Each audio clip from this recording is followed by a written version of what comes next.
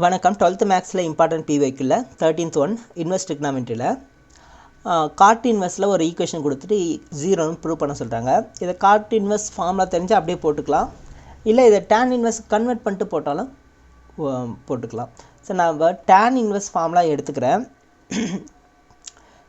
Tan inverse x is equal to cot inverse 1/x, இல்லை cot inverse 1/x is equal to tan inverse x.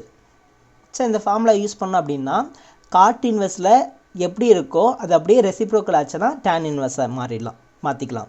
சப்போ இதில் இருக்கிற LHS first எடுத்து எழுதிக்குங்க, இங்கே இருக்கிறது அப்படியே எடுத்து எழுதிக்குங்க. அடுத்து இந்த காட் இன்வெர்ஸை நான் டேன் இன்வெர்ஸாக எழுதிக்கிறேன்.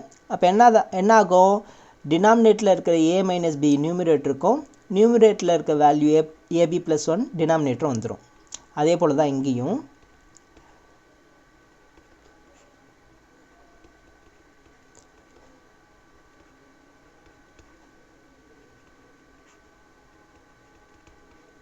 ஓகே.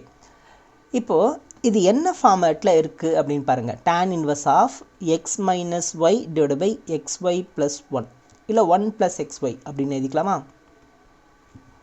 அதே ஃபார்மேட் தான் இங்கேயும், x minus y divide by 1 + xy, 1 முன்னாடி வரணும், பிசி பின்னாடி போயிடணும்.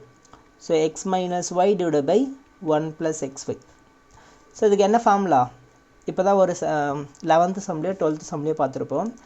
tan inverse of x minus y divided by 1 plus xy na tan inverse of x minus tan inverse of y.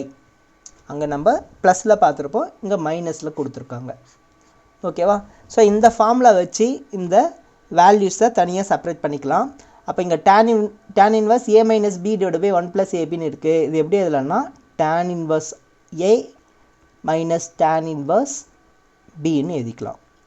அதே போல் இங்கே பிசி இருக்குது, plus tan inverse B minus tan inverse C, plus இங்கே C minus A இருக்குது. அப்போ tan inverse C minus tan inverse ஏ.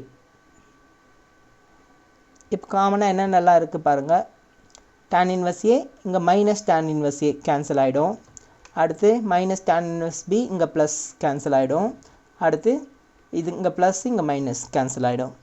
So அப்போ ஃபைனலாக நமக்கு என்ன ஆன்சர் வரும், 0 = RHS. Hence proved.